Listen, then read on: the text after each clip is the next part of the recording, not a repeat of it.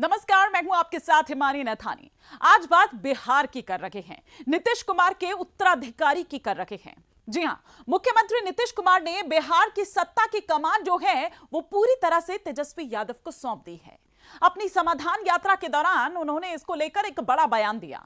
बिहार में कैबिनेट विस्तार को लेकर उन्होंने कहा कि इसका फैसला उप मुख्यमंत्री यानी कि तेजस्वी यादव लेंगे। इससे कांग्रेस को बड़ा झटका लगा है, क्योंकि कांग्रेस उम्मीद भरी निगाह से देख रही थी और उसको लग रहा था कि कहीं उसकी सेटिंग यहां पर हो सकती है। उसकी ओर से 2 मंत्री पद की मांग की गई थी, जिस पर मुख्यमंत्री की ओर से यह कहा गया कि गठबंधन में सभी की भागीदारी तय है। शायद सही कह रहे हैं मुख्यमंत्री नीतीश कुमार, क्योंकि इशारों इशारों में इसके जरिए वो उन बातों को भी कहना चाह रहे हैं जिस तरह की कलह पार्टी के भीतर मची हुई है।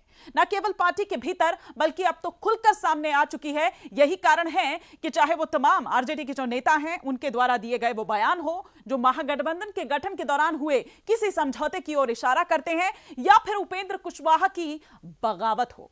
कुशवाहा ने तो यह भी कहा था कि केवल मुख्यमंत्री ही ये घोषणा करके अफवाहों पर विराम लगा सकते हैं कि वो तेजस्वी को 2025 के बिहार विधानसभा चुनाव में नेता के रूप में समर्थन नहीं दे रहे हैं। अब ये अलग बात है कि उन्होंने तो यहां पर सभी कुछ तय कर दिया है। उनकी अब इस बयान से, उनकी इस बात से जो सामने आया है वो उपेंद्र कुशवाहा की उन तमाम बातों का जवाब भी है।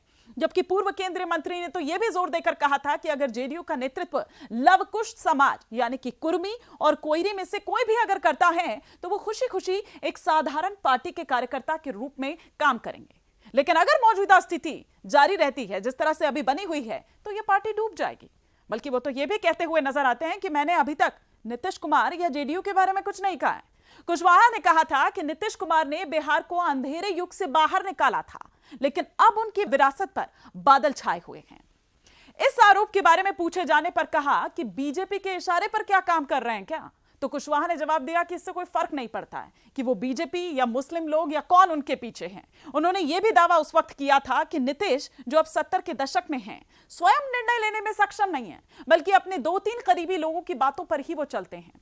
और कुशवाहा से स्पष्ट रूप से यह पूछा भी गया था कि किसके बारे में वो दरअसल बात कर रहे हैं, क्योंकि इन तमाम बातों को लेकर जिस तरह की बगावत उन्होंने छेड़ी, तो हालांकि उन्होंने नाम लेने से इनकार कर दिया। उन्होंने कहा कि जबकि आरजेडी ने जो अपने संस्थापक अध्यक्ष यानी कि लालू प्रसाद यादव के जो छोटे बेटे हैं और उनके राजनीतिक उत्तराधिकारी माने जाने वाले तेजस्वी यादव हैं, उनके खिलाफ मोर्चा खोलने वाले कुशवाहा की आलोचना की थी। हालांकि ऐसा नहीं है कि सिर्फ कुशवाहा ही, बल्कि बिहार के मुख्यमंत्री नीतीश कुमार पर बीजेपी नेता सुशील मोदी भी हमलावर हैं। उन्होंने कहा कि तेजस्वी यादव का नेतृत्व ना तो जेडीयू स्वीकार करेगा और ना ही बिहार की जनता स्वीकार करेगी। क्यों? क्योंकि तेजस्वी को देखते ही लोगों को याद आ जाता है वो दौर जब सड़कें जर्जर थी, गांव लालटेन युग के अंधेरे में था और शहरों को बमुश्किल 10 घंटे ही बिजली मिल पाती थी। लोग उस दौर को भूले नहीं हैं जब हत्या, बलात्कार, फिरौती के लिए अपहरण और लूटपाट की घटनाएं तो आम थी और विकास ठप था। बाजार शाम को ही अपराधियों के डर से बंद हो जाया करते थे। इतना ही नहीं, सुशील मोदी ने यह भी हमला बोला कि जनता ने लालू राबड़ी परिवार और नीतीश कुमार को 15-15 साल देकर देख लिया है।